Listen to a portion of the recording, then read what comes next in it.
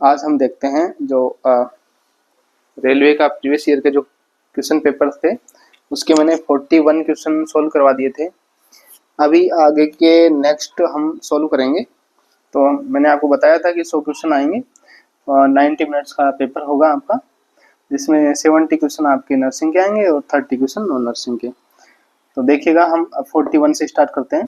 Last question हमारा ये था 43 क्वेश्चन, जो आपको बताया था मैंने। इसका आंसर आपने क्या दिया है बताइए मेरे को। तो देखिएगा यहाँ पे मैं आपको बता देता हूँ कि दो बेल है यहाँ पे, ए और बी। मान लो ये बेल है, तो ring at interval of 88 second and 58 second. एक 88 सेकंड पे, ये एवरी 88 सेकंड पे बेल बजती है और ये एवरी 58 सेकंड पे बजती है। ठीक है, अब ये दोनों साथ में बजी थी कितने बजे? 10 बजे। मान लो 10 o'clock। ठीक है, 10 बजे ये दोनों साथ में बजी थी। अब ये नेक्स्ट साथ में कब बजेंगी? अब हमें देखना है कि 58 और 88 और 58 का क्या निकालना है हमें। एलसीएम निकाल लेते हैं ना। तो हमें 88 एंड 58 का क्या निकालना है? एलसीएम निकालना है। जब हम इसका एलसीएम निकालते हैं तो कितना आता है? तो जैसे ही हम इनको मल्टीप्लाई करेंगे, 2 इंटू 2 इंटू 2 इंटू 11 इंटू 29, तो ये टोटल कितना आएगा आपका? 255। तो ये क्या आएगा आपका एलसीएम, यानी कि ये ऐसा लोवेस्ट कॉमन संख्या है जो दोनों से डिवाइड होगी। तो ये लोवेस्ट कॉमन संख्या ही क्या रहेगी आपकी, यानी इतने सेकंड बाद में ही एक साथ रिंग रहेंगी। तो इसका राइट आंसर रहेगा ऑप्शन बी, यानी कि 2552 सेकंड बाद दोनों जो बेल्स हैं वो एक साथ रिंग करेंगी। राइट आंसर ये रहेगा। नेक्स्ट देखिएगा, अब देखेंगे question number 44। The preterm infants elbow में easily broad across the chest with no resistance is. तो ऑप्शन ए है sunset sign, option B tonic neck reflex, option C scarf sign and option D है grasp reflex. तो इसका जो right answer क्या रहेगा आपका? स्कार्फ साइन, इसको बोलते हैं स्कार्फ साइन। तो ये स्कार्फ साइन क्या होता है? इसके अंदर जो एल्बो है, जैसे ही मिड लाइन की तरफ हम करते हैं एल्बो को, तो कोई रेसिस्टेंस यदि उसमें नहीं हो रहा है बच्चे में, तो उसे हम स्कार्फ साइन कहते हैं। ठीक है, ऑप्शन सी इसमें राइट आंसर है। जो यहाँ डायग्राम में दिखाया गया है ये इसका स्कार्फ साइन है, और ये मसल स्टोन्स को मेजर करने के लिए किया जाता है। ठीक है, एक देखिए ग्रास्प रिफ्लेक्स। ग्रास्प रिफ्लेक्स क्या होता है? जब कुछ उसके पाम में कुछ देते हैं तो वो क्या है, वो उसको बंद कर लेता है, अपनी मुट्ठी को बंद कर लेता है, उसको हम ग्रास्प रिफ्लेक्स कहते हैं। सनसेट साइन जो होता है, जैसे आईज जो है वो कैसी रहती हैं, आधी बंद जैसी रहती हैं, तो ये होता है सनसेट साइन। किस में मिलता है ये? हाइड्रोसिफेलस में मिलता है। ठीक है, next question number 45। The Wellington trophy is related to which game sport.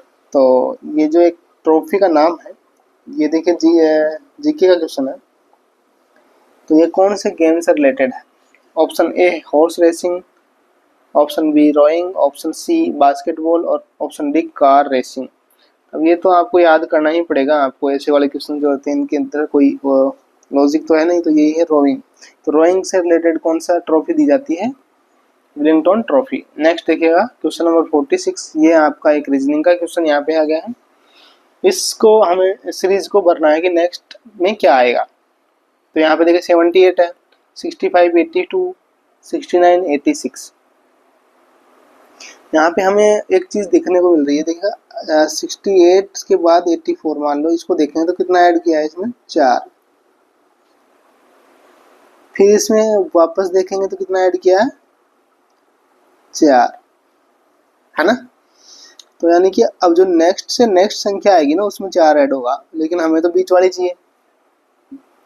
तो इसके लिए देखो, जो ये 65 है 65 में कितना ऐड कर दिया, 4 यहाँ पे, तो 69 आ गया।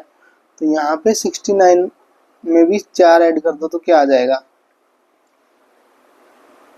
473 है ना, 73। तो ये राइट आंसर रहेगा इसका ऑप्शन ए।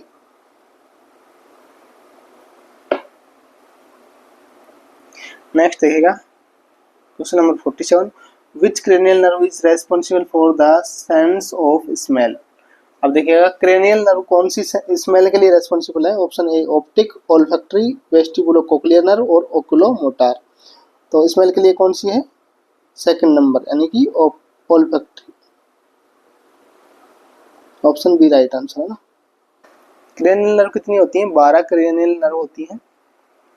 तो पहले नंबर की कौन सी होती है, ओल्फैक्टरी होती है, और पहले नंबर की ही जो है वो क्या किसके लिए रेस्पॉन्सिबल होती है, आपकी स्मेल के लिए रेस्पॉन्सिबल रहती है। Olfactory, optic, oculomotor, trochlear, trigeminal, abducent, facial, vestibulocochlear, oh to touch and feel, very good, facial, vestibulo, very good. 9th है glossopharyngeal, glossopharyngeal, very good, vegetable यानी कि 10वें नंबर वेगस, वेरी गुड, वेजिटेबल, आहा है ना। ए से क्या है आपकी असेसरी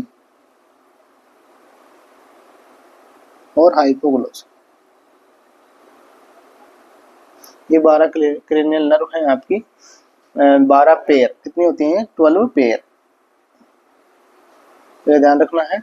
और स्मेल के लिए कौन सी रेस्पॉन्सिबल होती है, आपकी पहले नंबर की जो क्रेनियल नर्व है यानी कि ओल्फैक्टरी। यहाँ पे ऑप्शन बी राइट आंसर रहेगा। ये सेंसरी नर्व है, कौन सी है, सेंसरी है। ऑप्टिक भी क्या है, सेंसरी है। तो इसमें 3 प्रकार की क्रेनियल नर्व होती हैं, एक तो होती है सेंसरी, एक होती है मोटर और एक होती है मिक्स्ड। नेक्स्ट देखिएगा question number 48, in which condition the phototherapy is used for the treatment. तो फोटोथेरेपी जो है कौन सी कंडीशन में यूज की जाती है। ऑप्शन ए साइनोसिस में, ऑप्शन बी एक्जिमा में, option C diarrhoea, option D jaundice. तो जो जॉन्डिस होती है, जॉन्डिस के अंदर क्या क्या यूज करते हैं, फोटोथेरेपी यूज करते हैं। ठीक है, तो इसका राइट आंसर क्या है आपका, ऑप्शन डी। डायरिया के अंदर क्या रहता है, यदि बच्चों में है तो जिंक की टेबलेट देते हैं, जिंक एंड ORS। ठीक है, साइनोसिस क्या होता है, साइनोसिस मीन्स है ब्लूइश डिस्कलरेशन होता है। ब्लूइश डिस्कलरेशन कहाँ पे हो जाता है, पेरिफेरली, यानी कि जो लिम्स हैं उनके अंदर, लिम्स के अंदर क्या होता है, ब्लूइश डिस्कलरेशन हो जाता है, यानी कि oxygen, lack of oxygen supply की वजह से टिश्यू के अंदर ऑक्सीजन सप्लाई कम हो जाती है, इसकी वजह से ब्लूइश डिस्कलरेशन होता है, उसको हम साइनोसिस कहते हैं। Next question number 49, near sightedness is also known as. अब नियर साइटनेस का दूसरा नाम क्या है, तो option A myopia, presbyopia, option C hypermetropia, option D cataract. तो देखिएगा यहाँ पे जो नियर साइटनेस है उसको बोलते हैं हम मायोपिया, यानी कि ऑप्शन ए राइट आंसर। और मायोपिया क्यों होता है, ये excessive curvature of the eye lens. तो आई लेंस जो है उसका एक्सेसिव कर्वेचर की वजह से होता है। यदि आई लेंस का एक्सेसिव कर्वेचर हो जाता है तो उसमें मायोपिया हो जाता है, नियर साइटनेस हो जाती है, जिसके अंदर क्या होता है, इमेज रेटिना पर नहीं बनती है। इमेज कहाँ नहीं बनती है, रेटिना पर नहीं बनती है। इसमें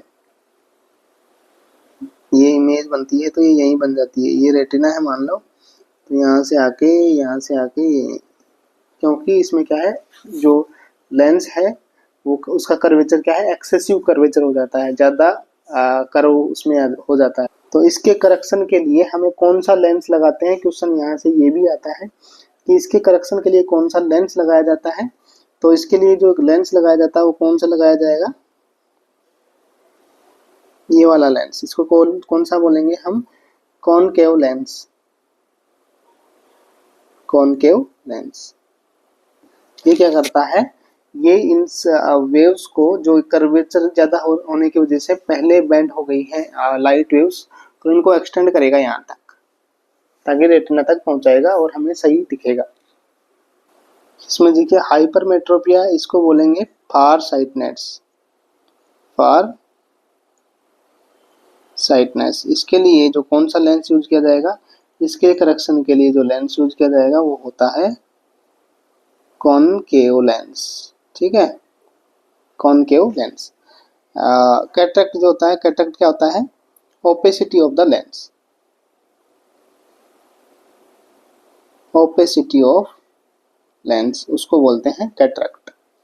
और कैटरेक्ट का अर्ली साइन, तो ये भी क्वेश्चन आता है कई बार, तो ध्यान रखिएगा। अर्ली साइन जो है कैटरेक्ट का वो क्या रहेगा, ब्लड विजन, ब्लड विजन। ठीक है, नेक्स्ट हम बात करते हैं question number 50। Which among the following product are non biodegradable. तो ऐसा कौन सा प्रोडक्ट है जो नॉन बायोडिग्रेडेबल है, इनमें से ऑप्शन ए है फूड वेस्टेज, ऑप्शन बी है डेड एनिमल, ऑप्शन सी है polythene bag and option D है पेपर। तो इन सब का बायोडिग्रेड हो जाता है, केवल किसका नहीं होता, पॉलीथीन का नहीं होता। तो ऑप्शन सी इसमें है राइट आंसर, नॉन बायोडिग्रेडेबल है। ठीक है, ऑप्शन सी राइट आंसर रहेगा। नेक्स्ट देखिएगा, ये क्वेश्चन किसका है, जीएस का क्वेश्चन है। नेक्स्ट है question number 51। Oxidation in chemical reaction is the, तो ऑप्शन ए है loss of nitrogen, option B loss of oxygen, option C gain of hydrogen and option D gain of oxygen. तो oxidation जो process होती है chemical reaction, उसके अंदर क्या होता है, नाइट्रोजन का लॉस होता है या फिर ऑक्सीजन का लॉस होता है या फिर इनका गेन होता है। तो इसका राइट आंसर जो रहेगा आपका वो रहेगा गेन ऑफ ऑक्सीजन। यानी इस ऑक्सीडेशन के अंदर नाम ही इसका ऑक्सीडेशन है, तो इसमें क्या होता है, ऑक्सीजन का गेन होता है। तो ऐसी केमिकल रिएक्शन है जिसमें ऑक्सीजन क्या होता है, गेन ऑफ ऑक्सीजन। जैसे ही ऑक्सीजन के अणु उसमें मिलेंगे तो ही उसका क्या होगा, ऑक्सीडेशन होगा। नेक्स्ट देखिएगा question number 52। Which one of the following is duration of first 5 year plan. तो फर्स्ट 5 ईयर प्लान का ड्यूरेशन कौन सा है इनमें से, ऑप्शन ए है 1969 टू 1974, ऑप्शन बी है 1956 to 1961, option C 1961 to 1966, 1951 to 1956। तो देखिएगा जो 5 ईयर प्लान चले थे, तो फर्स्ट 5 ईयर प्लान जो है वो कब स्टार्ट हुआ था आपका, 51 टू 56। तो ये राइट आंसर रहेगा इसमें। Next question number 53। A family where the male is the head of the family and possesses all power is called. ऐसी फैमिली जिसके अंदर हेड कौन है फैमिली का, मेल है, और ऑल पावर भी उसी के पास है, तो उसको क्या कहेंगे, न्यूक्लियर फैमिली कहेंगे, मैट्रियार्कल फैमिली कहेंगे, या फिर जॉइंट फैमिली कहेंगे, या फिर पैट्रियार्कल फैमिली कहेंगे। तो जिसके अंदर मेल डोमिनेंट है उसको क्या कहेंगे, पैट्रियार्कल। ठीक है, पैट्रियार्कल फैमिली कहेंगे। जिसके अंदर मेल फीमेल्स डोमिनेंट रहेगा तो उसको मैट्रियार्कल फैमिली कहेंगे। ठीक है, तो इसका ये सोशियोलॉजी का क्वेश्चन है। क्वेश्चन नंबर ऑप्शन डी इसमें राइट आंसर रहेगा क्वेश्चन नंबर 53 में। ठीक है, नेक्स्ट है question number 54। The couple who are married in the reproductive age. ऐसा कपल जो रिप्रोडक्टिव एज में मैरिड हुआ है, शादी हुई है, तो उसको क्या कहेंगे। ऑप्शन ए है फोकस्ड कपल, ऑप्शन बी है unfocused couple and option C non eligible couple and option D eligible couple.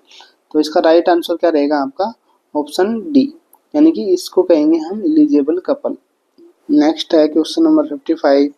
Which principle of management state that the employees should receive order only from superior. तो ऐसा कौन सा principal है management का जिसमें ये कहा गया है कि एम्प्लॉइज क्या है, ऑर्डर रिसीव करेंगे कहाँ से, only from superiors. Option A है कॉम्प्रहेंशन, ऑप्शन बी है unity of command, option C है free rein direction and option D है इफिशियंसी ऑफ डायरेक्शन। तो इसका जो राइट आंसर रहेगा आपका रहेगा यूनिटी ऑफ कमांड, और एम्प्लॉयज उसी का ऑर्डर उनको रिसीव करना है, तो ये होता है यूनिटी ऑफ कमांड। ये जो है हेनरी फेवल्स ने 14 प्रिंसिपल दिए थे मैनेजमेंट के, उनमें से एक है। 40 प्रिंसिपल दिए थे मैनेजमेंट के, उन प्रिंसिपल्स में से एक प्रिंसिपल ये भी है, यूनिटी ऑफ कमांड। नेक्स्ट है question number 56, the most common type of stones that occurs in nephrolithiasis. देखिए यहाँ पे कौन सी मोस्ट कॉमन टाइप है स्टोन का। ऑप्शन ए है struvite stone, calcium stone, uric acid stone and cystine stone. तो इसमें देखिएगा क्या रहेगा राइट आंसर।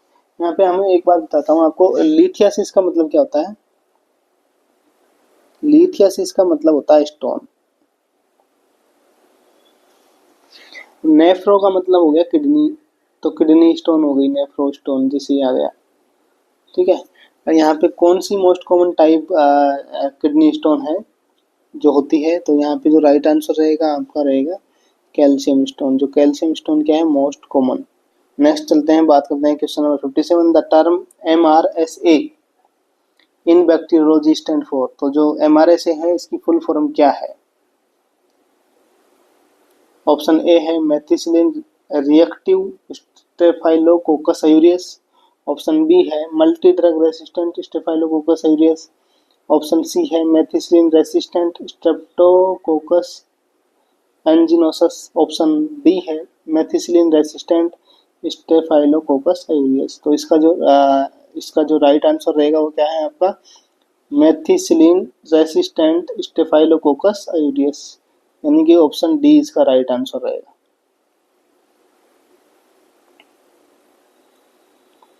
ठीक है। Next question number 58, the method of helping the individual by encouraging him to discover the reason of his behaviour is called. Option A है behavioural therapy, option B cognitive therapy and option C individual psychotherapy and option D crisis intervention. तो इसको कौन सी therapy कहेंगे हम। इसका right answer रहेगा आपका सी individual psychotherapy, इसको बोलेंगे इंडिविजुअल साइकोथेरेपी। इसमें क्या कर रहे हैं हम, उसको इनक्रेज कर रहे हैं, उसका जो बिहेवियर है उसका रीजन को डिस्कवर करने के लिए, तो वो इंडिविजुअल साइकोथेरेपी का कहलाएगा। ठीक है। नेक्स्ट है question number 59, the first menstrual flow being at puberty and it is termed as। जो फर्स्ट टाइम मेंसेस आता है प्यूबर्टी के बाद तो उसको क्या कहते हैं। ऑप्शन ए है menarche, option B menopause, option C menostart and option D none of the above. तो उसको हम बोलते हैं मिनार्की, ऑप्शन ए इसमें राइट आंसर रहेगा। ठीक है। मिनोपॉज क्या करते हैं, जब लास्ट मेंसेस होता है, जब मेंसेस बंद हो जाता है उसको हम कहते हैं मिनोपॉज। पोज मतलब बंद और मिनो से मेंसेस से रिलेटेड। नेक्स्ट है question number 60, how much population is usually covered by the community health centre. तो CHC कितनी पॉपुलेशन पे होती है, ये क्वेश्चन है, बहुत इंपॉर्टेंट क्वेश्चन है, ये बहुत बार आया हुआ है। तो देखिएगा ऑप्शन ए है 30,000 to 50,000, यानी कि 30,000 से 50,000, ऑप्शन बी है 50,000 to 70,000 and option C 1,20,000 to 1,90,000, option D 80,000 to 1,20,000। तो जो इसका राइट आंसर रहेगा वो क्या रहेगा 80,000, 1,20,000 to 80,000, यानी कि ये रहेगा इसका राइट आंसर 80,000 to 1,20,000। देखिएगा जो PHC रहती है, CHC, PHC and sub centre. Sub centre जो रहता है वो कितनी पॉपुलेशन पे रहता है 3,000 to 5,000, 3,000 to 5,000। तो ये जो है ये तो प्लेन एरिया पे होता है और हिली एरिया पे हिली एरिया पे तो 3000 होता है और प्लेन एरिया पे 5000। ऐसे ही पीएचसी जो होती है, पीएचसी कितने पे होती है 50,000 यानी कि 30,000 टू 20,000 टू 30,000, 20,000 टू 30,000 यहाँ की पीएचसी होती है। और सीएचसी होती है कितने पे 80,000 से 1,20,000 पॉपुलेशन। यानी कि प्लेन एरिया के अंदर तो ज़्यादा पॉपुलेशन कवर करते हैं, जबकि हिली और ट्राइबल एरिया होता है ना, तो वहाँ पे कम पॉपुलेशन में ही बनाना पड़ता है। तो यहाँ पे देखिएगा जो सब सेंटर है वो 3,000 से 5,000, पीएचसी 20,000 से 30,000 एंड सीएचसी 80,000 से 1,20,000। ये ठीक है, ये याद रखना। और एक सीएचसी के अंदर कितने पीएचसी आते हैं 4 पीएचसी आती है। ठीक है, 4 पीएचसी एक सीएचसी के अंदर आती है। और सीएचसी की जो बेड कैपेसिटी होती है वो कितनी होती है 30 बेडेड ये होता है। ठीक है, और फर्स्ट रेफरल यूनिट कौन सी होती है ये भी क्वेश्चन आता है। फर्स्ट रेफरल यूनिट जो होती है वो कौन सी होती है आपकी सीएचसी फर्स्ट रेफरल यूनिट भी होती है और 4 पीएचसी इसके अंडर में आती हैं। ठीक है, पॉपुलेशन का मैंने बता दिया कि 80,000 से 1,20,000 की पॉपुलेशन पे एक होती है सीएचसी और 30 बेडेड होती है। Next question number 61, what is the most reliable means of the obtaining nursing knowledge. तो नर्सिंग नॉलेज का ऑब्टेनिंग का जो है मोस्ट रिलायबल मीन्स क्या है। ऑप्शन ए है authority, option B tradition, option C trial and error and option D है scientific research. तो इसका जो राइट आंसर रहेगा वो क्या रहेगा आपका साइंटिफिक रिसर्च, ऑप्शन डी। ठीक है, next question number 62, which grafting of burn wounds are covered with the patient's own skin. तो जो ग्राफ्टिंग है पेशेंट की खुद की स्किन से की गई है तो उसको क्या बोलेंगे। ऑप्शन ए है homograft, option B xenograft, option C autograft and option D heterograft. तो यदि खुद की स्किन यूज की गई है ग्राफ्टिंग के लिए तो उसको बोलेंगे autograft. Option C right answer रहेगा इसमें। नेक्स्ट देखिएगा question number 63, an abnormal accumulation of fluid is known as. तो एबनॉर्मल एक्युमुलेशन ऑफ फ्लूइड को क्या कहते हैं। Option A inflammation, option B oedema, option C epistaxis, option D necrosis. तो क्या बोलेंगे उसको oedema, option B is right answer. इसमें देखिएगा जो एपिस्टेक्सिस होती है इसको क्या बोलते हैं knows blade.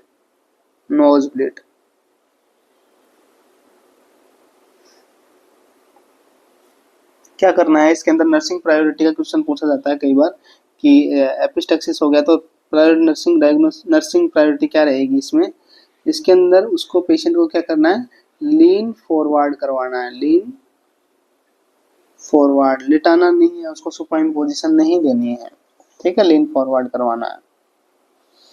Next question number 64, which of the following element is a polyatomic molecules.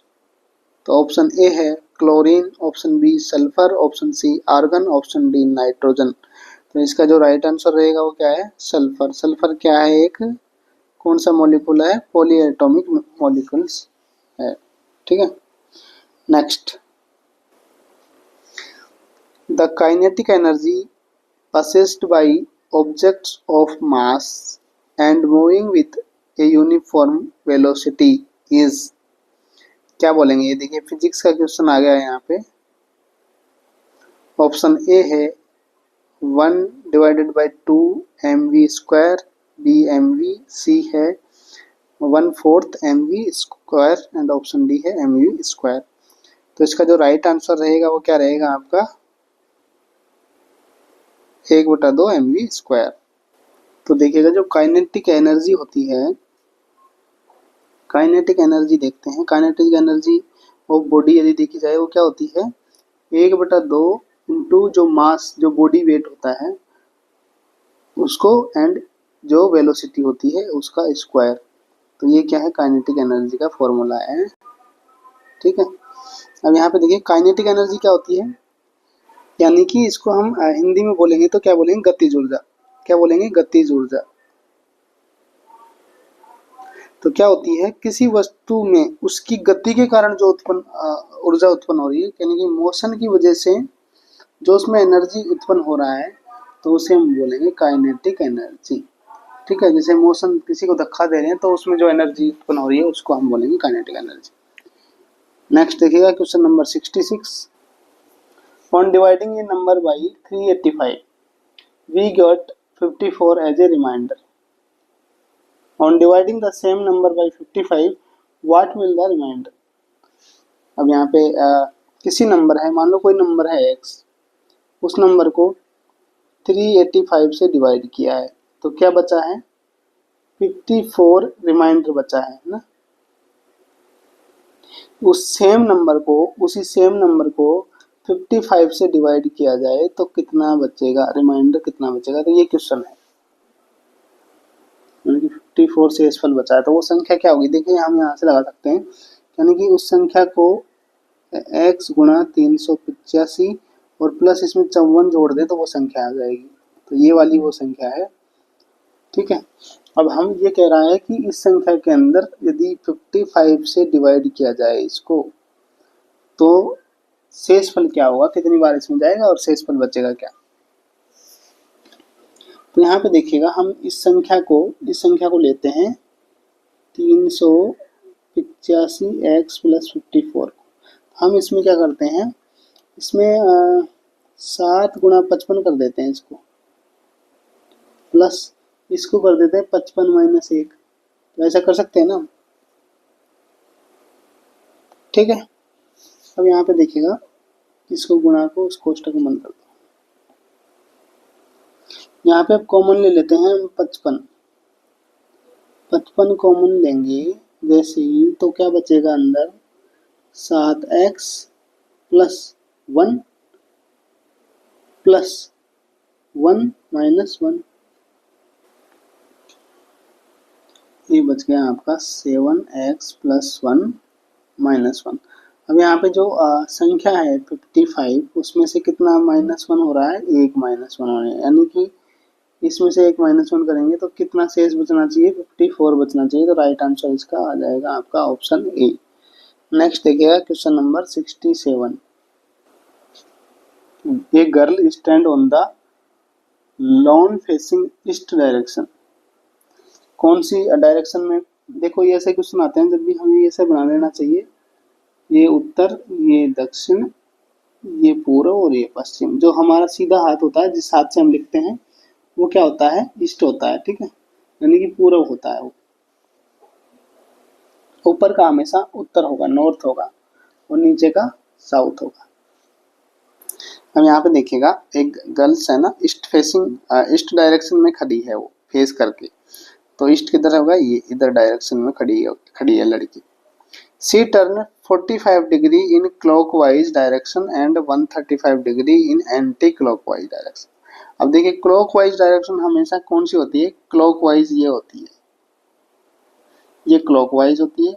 और एंटी क्लॉकवाइज की बात करेंगे तो ये एंटी क्लॉकवाइज होती है, इसके अगेंस्ट ये एंटी क्लॉकवाइज, ये क्लॉक। तो मोस्ट ऑफ चीजें जो होती हैं वो क्लॉकवाइज घूमती हैं, आप देखना उन चीजों को क्लॉकवाइज ही घूमती हैं नॉर्मली, यदि देखा जाए तो उनको। जैसे फैन हो गया, है ना, या फिर लॉक हो गया किसी का, ये सब। कोई नट बोल्ट जो खोलते हैं तो टाइट करते हैं तो क्लॉकवाइज बंद होते हैं वो। अब यहाँ पे देखिएगा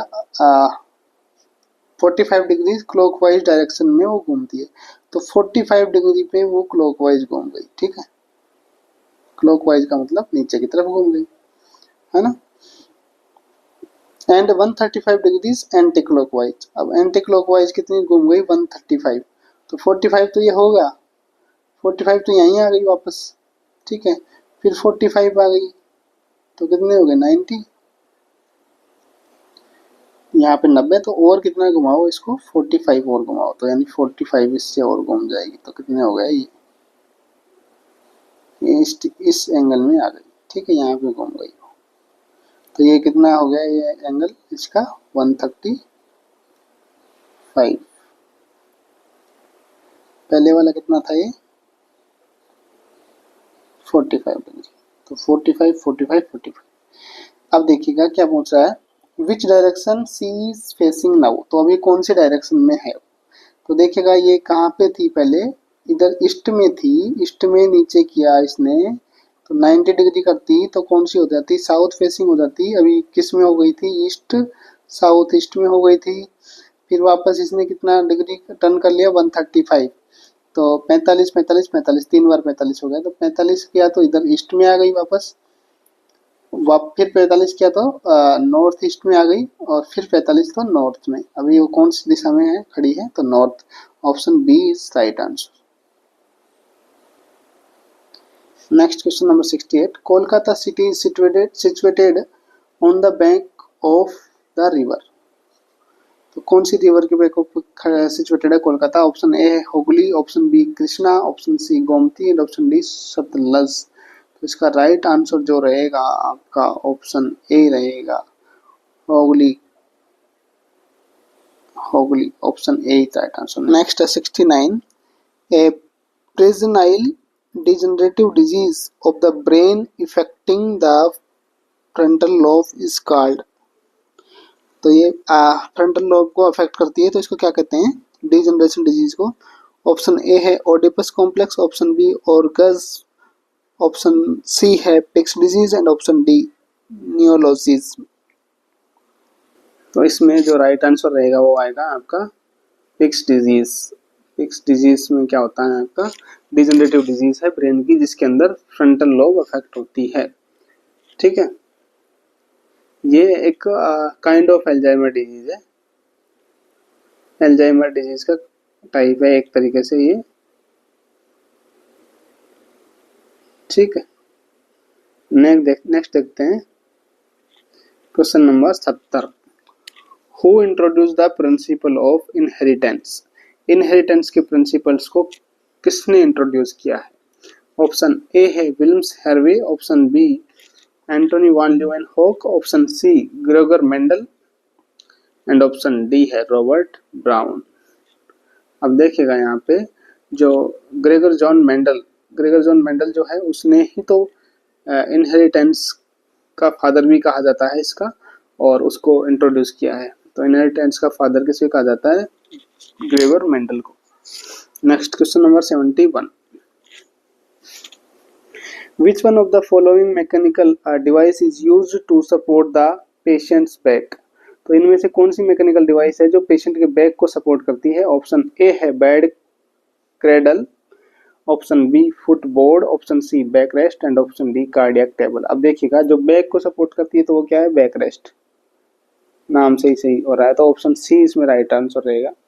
कार्डियक टेबल जो सपोर्ट के लिए नहीं होती, कार्डियक टेबल उसके पेशेंट के बेड साइड, बेड के ऊपर आती है वो, जैसे ये बेड है तो कार्डियक टेबल इस तरीके से रहती है इस बेड, ठीक है, तो इस पे पेशेंट बैठ सकता है हैंड रख के, तो ये कार्डियक टेबल है।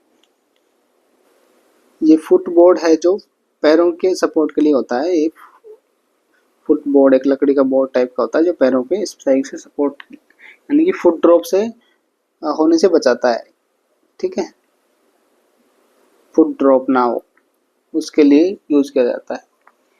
Next question number 72, which of the following work got the Pulitzer prize for fiction in 2019, तो कौन से कार्य में पुलिट्जर प्राइज दिया जाता है, तो ऑप्शन ए है ओवर स्टोरी में, ऑप्शन बी है the art of war, option see the white tiger and option D है द साइलेंट पेशेंट। देखिएगा ये ऑनलाइन पत्रकारिता और साहित्य संगीत की रचना की उपलब्धियों के लिए एक पुरस्कार होता है जो पुलिट्जर प्राइज होता है ये, और ये 2019 के अंदर द ओवर स्टोरी के लिए दिया गया था, ठीक है, उसमें राइट आंसर रहेगा ऑप्शन ए। नेक्स्ट देखते हैं question number 73। 1750 boys and 1250 girls are examined in the test। इन लोगों ने टेस्ट दिया है। 1750 बॉयज हैं और गर्ल्स कितनी है 1250। 42% of the boys and 36% of girls।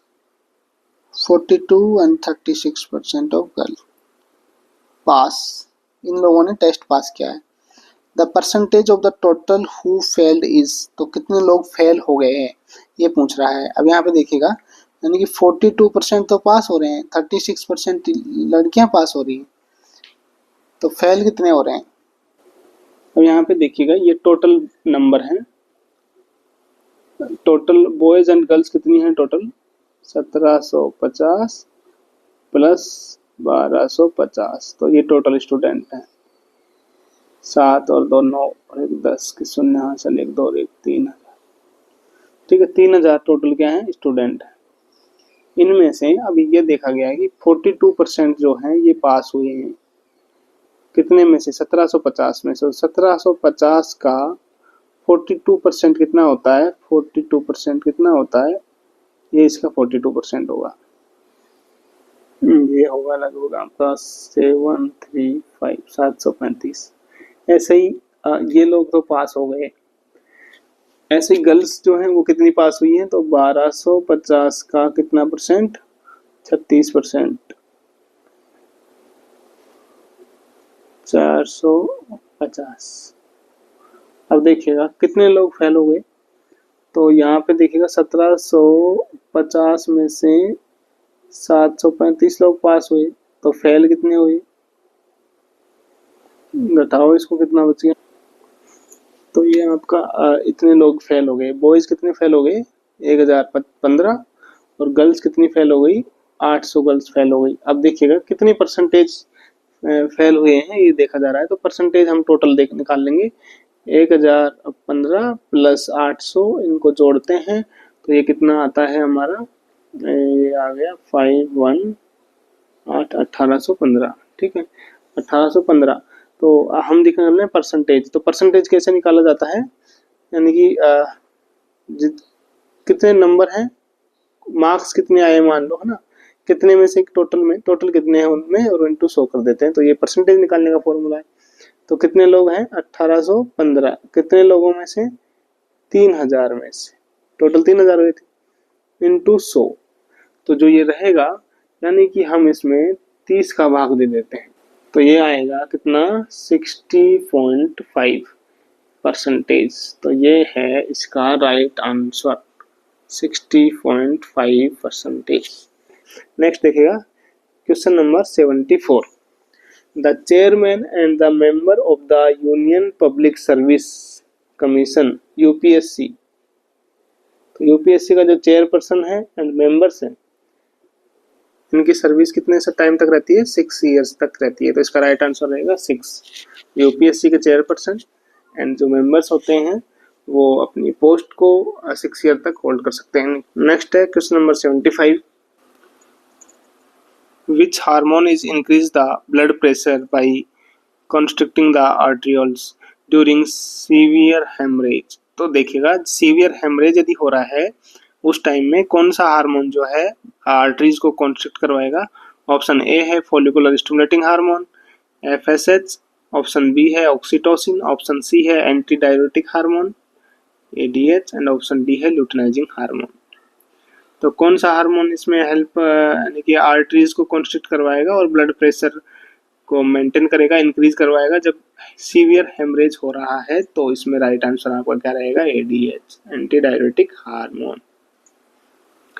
ADH आपका कहाँ से सीक्रेट होता है, ये होता है पोस्टीरियर पिट्यूटरी ग्लैंड से, पोस्टीरियर पिट्यूटरी ग्लैंड से होता है। ठीक है, और ये ऑक्सीटोसिन भी यहीं से होता है पोस्टीरियर पिट्यूटरी ग्लैंड से, और फॉलिकल स्टिमुलेटिंग और ल्यूटिनाइजिंग ये कहाँ से होते हैं, एंटीरियर पिट्यूटरी ग्लैंड्स।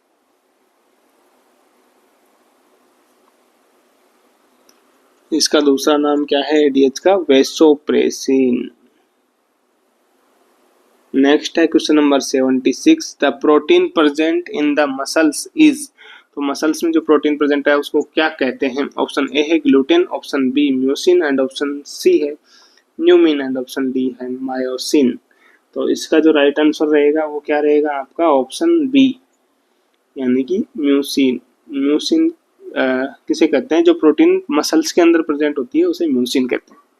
नेक्स्ट है question number 77, which one of the following is a natural family planning method. तो यहाँ पे देखिएगा कौन सा नेचुरल फैमिली प्लानिंग मेथड है। ऑप्शन ए है ट्यूबेक्टोमी, ऑप्शन बी है vasectomy, option C breast feeding and option D है इंट्रायूट्राइन डिवाइस। यहाँ पे देखिएगा जो ब्रेस्ट फीडिंग जो है ये ही नेचुरल मेथड है कॉन्ट्रासेप्टिव का, बाकी तो ये सब आर्टिफिशियल मेथड होते हैं। नेक्स्ट है question number 78, which one of the following experience do not easily reach to the awareness. Option A है pre conscious, option B semi conscious, option D conscious and option D unconscious.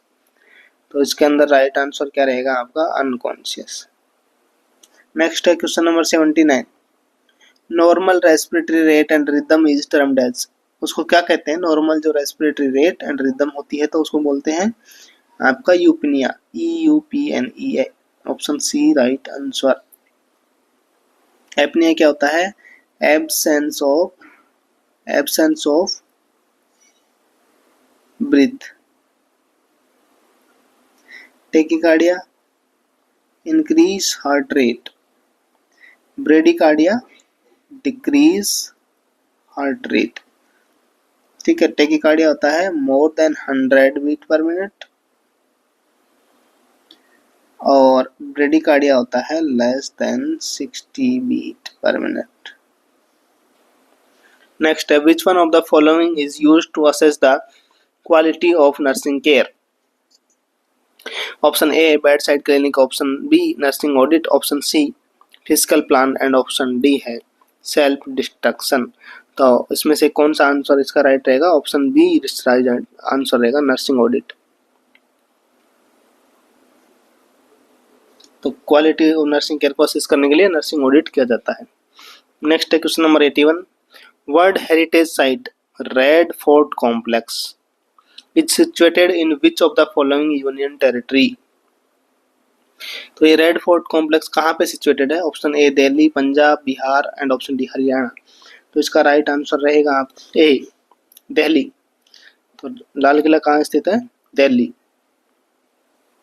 Next question number 82, which type of the communication is followed by video conferencing.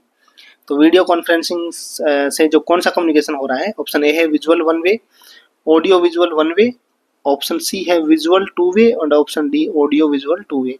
तो देखिएगा video conference में audio भी है, video भी है और two way communication होता है, तो ऑप्शन डी राइट आंसर रहेगा। Next question number 83, the condition where the patient sees a rope and fear it to be a snake is called. रस्सी को क्या समझ रहा है? सांप समझ रहा है, यानी कि फॉल्स परसेप्शन है in the presence of external stimuli. तो क्या कहेंगे इसको? Option A depersonalisation, hallucination, option C illusion and option D delusion. उसको बोलेंगे हम इल्यूजन। इल्यूजन क्या है? False perception in the presence of external stimuli. यदि एब्सेंस होती है तो उसको बोलते हैं हेलुसिनेशन, यानी कुछ है ही नहीं, वहाँ रस्सी भी नहीं है फिर भी उसको दिखाई दे रहा है, यानी कि उसको भूत दिखाई दे रहा है, कुछ है ही नहीं तब भी। Next question number 84, the number of oscillation और vibration per second is called as oscillation. तो नंबर ऑफ ऑसिलेशन और वाइब्रेशन जो है पर सेकंड जो है उसको क्या कहते हैं?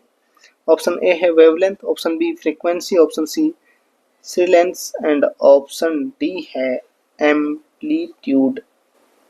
इसको बोलते हैं फ्रीक्वेंसी। क्या बोलते हैं? फ्रीक्वेंसी। ये एम्पलीट्यूड हो गया, जो ये यहाँ से यहाँ तक है ना, इसको हम बोलते हैं एम्पलीट्यूड।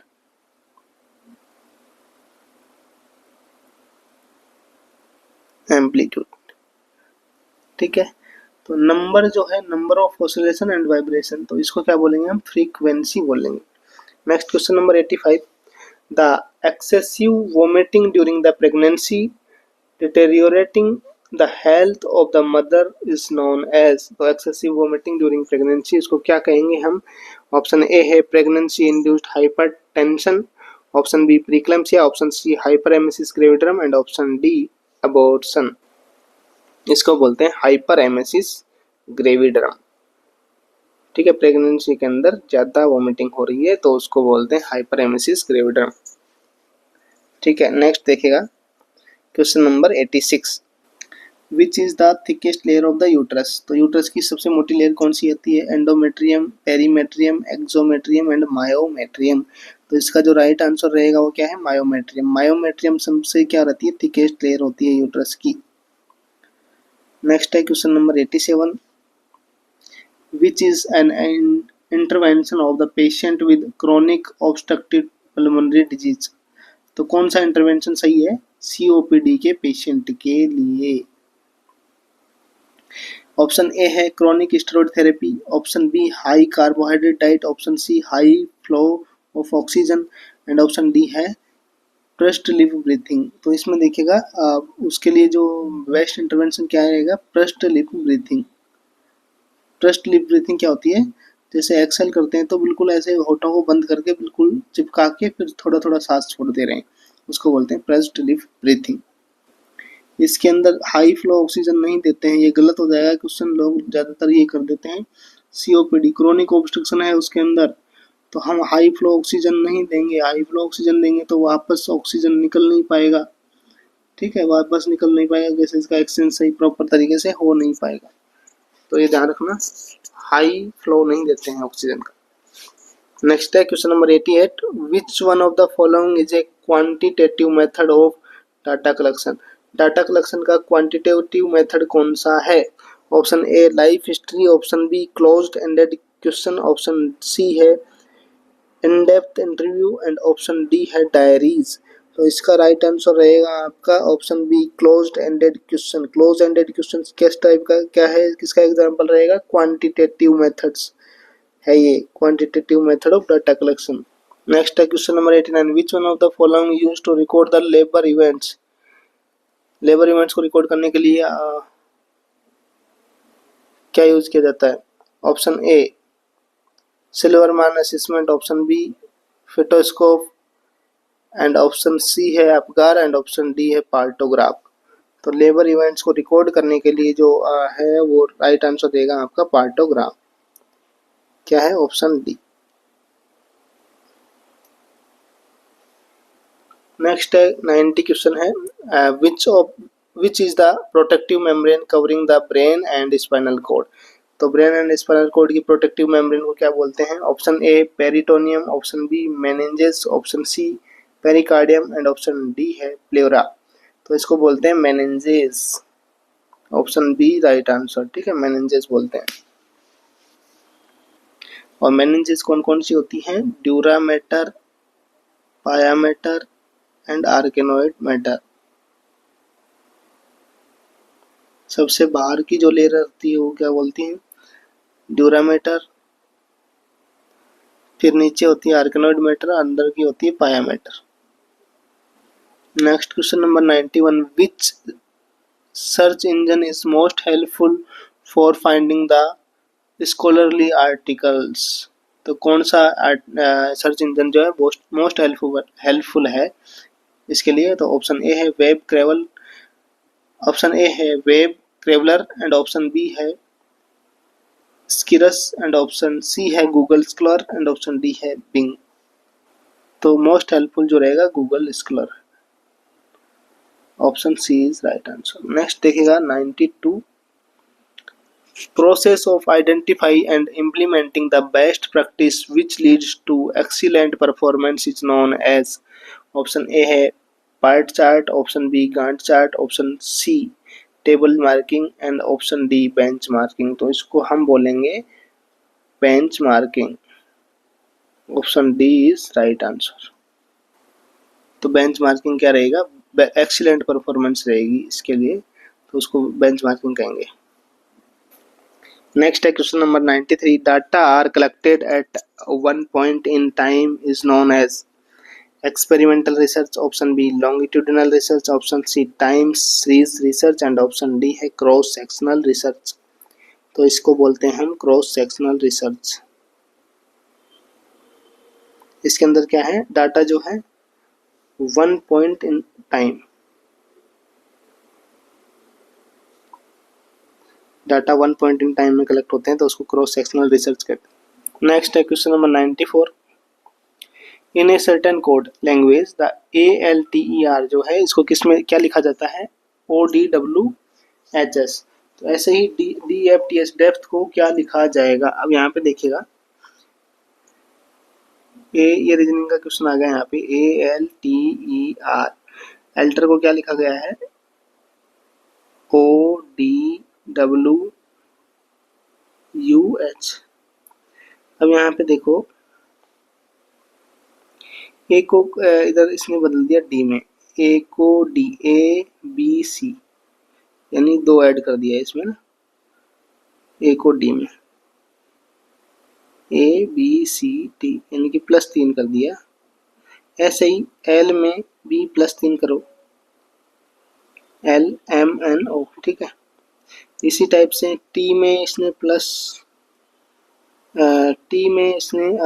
इसको यहाँ पे रख दीजिए, T में +3 कर दिया तो W आ गया, ठीक है। E में +3 करें तो H आ गया, और R में +3 करते हैं तो U आ गया, ठीक है। ऐसे ही हम इसको निकालेंगे DEPTH को, कि P के अंदर 3 जोड़ेंगे तो क्या आएगा आपका, S आएगा। तो बीच में S किस किस में आ रहा है, देखो S इसमें आ रहा है, तो ये दोनों हो सकते हैं। अब यहाँ पे देखिएगा T में 3 जोड़ दो, H में 3 जोड़ दो, H में जोड़ेंगे तो K आएगा, और T में जोड़ेंगे तो W आएगा। तो S के W कहाँ आ रहा है, SW के S के W यानी कि ये आ रहा है, तो ऑप्शन ए राइट आंसर रहेगा, ठीक है। पूरा निकाल लो, E का निकाल लो और D का निकाल लो। E का निकालेंगे तो E का क्या आएगा, H आएगा, और D का क्या आएगा, G आएगा, ठीक है। नेक्स्ट देखिएगा question number 95। The process of altering the state of consciousness induced by conditioning and skilled use the suggestion is known as, option A है aversion therapy, option B cognitive therapy, and option C hypnosis, and option D relaxation therapy.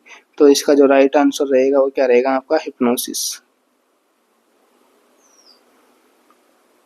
तो ये क्या है, एक process है अल्टरेटिंग किसको, state of consciousness को alter करने की, तो उसको हम क्या कहेंगे, हिप्नोसिस कहेंगे। क्वेश्चन नंबर 96 है, a brief description of an observed behaviour or incident is known as, option A है। तो ऑब्जर्व्ड बिहेवियर एंड इंसिडेंट का जो ब्रीफ डिस्क्रिप्शन है उसको क्या कहेंगे, तो एनेक्डोटल रिकॉर्ड, ऑप्शन बी है clinical record, option C family record, option D cumulative record. तो इसको कहेंगे हम एनेक्डोटल रिकॉर्ड। जो ब्रीफ डिस्क्रिप्शन है किसके बारे में, ऑब्जर्व्ड बिहेवियर का और इंसिडेंट का। नेक्स्ट क्वेश्चन है 97, which condition is also known as trisomy 18। तो ट्राइसोमी 18 कौन सी कंडीशन को कहते हैं, option A Turner syndrome, option B Patau syndrome, Edward syndrome and Down syndrome. तो इसके अंदर राइट आंसर रहेगा आपका एडवर्ड सिंड्रोम। एडवर्ड सिंड्रोम को क्या बोलते हैं, ट्राइसोमी 18, एंड 21 को क्या बोलते हैं, डाउन सिंड्रोम। ट्राइसोमी 21 किसको बोलते हैं, Down syndrome. Question number 98, hernial protrusion of sac like cyst of meninges filled with spinal fluid is known as. तो इसको क्या कहेंगे, एक सैक लाइक स्ट्रक्चर निकल रही है जिस फ्लूइड फिल्ड मेनिंजेस की, तो इसको क्या कहेंगे, ऑप्शन ए है rachischisis, option B meningomyelocele, option C encephalocele, and option D है मेनिंजोसिल। तो इसका जो राइट आंसर रहेगा वो क्या रहेगा, ऑप्शन डी मेनिंजोसिल। इसको बोलते हैं मेनिंजोसिल। एक फ्लूइड फिल्ड सैक बाहर निकल रहा है मेनिंजेस का, तो उसको बोलते हैं मेनिंजोसिल। नेक्स्ट है question number 99, which of the following drugs will be administer to treat the anaphylaxis. तो एनाफाइलेक्सिस के लिए ड्रग ऑफ चॉइस क्या है, सीधा क्वेश्चन है। Option A sodium bicarbonate, option B epinephrine, option C atropine and option D digoxin. तो इसका जो राइट आंसर क्या रहेगा आपका, एपिनेफ्रिन। एपिनेफ्रिन क्या है, ड्रग ऑफ चॉइस है किसके लिए, एनाफाइलेक्टिक रिएक्शन के लिए। नेक्स्ट क्वेश्चन नंबर लास्ट है 100। A train passes a station platform in 50 second and a man standing on the platform 34 second. एक ट्रेन जो है 50 सेकंड में स्टेशन को पार कर रही है और वहाँ पे एक आदमी खड़ा है उसको 34 सेकंड में। जो स्पीड है उसकी ट्रेन की क्या है, 29 मीटर पर सेकंड है। What is the length of platform, platform की लेंथ क्या है। तो यहाँ पे देखिएगा जो फॉर्मूला है इसका क्या है, चाल बराबर दूरी बटा समय। ठीक है, अब यहाँ पे हमें निकालना क्या है, डिस्टेंस निकालना है ना। ठीक है, स्पीड वैसे इंग्लिश में देखें तो speed is equal to distance upon time. हमें निकालना डिस्टेंस, तो distance is equal to time multiply speed. तो देखिएगा यहाँ पे एक ट्रेन है जो 50 सेकंड में, मान लो ये ट्रेन है, ये ट्रेन है और ये एक प्लेटफॉर्म है, ये प्लेटफॉर्म है।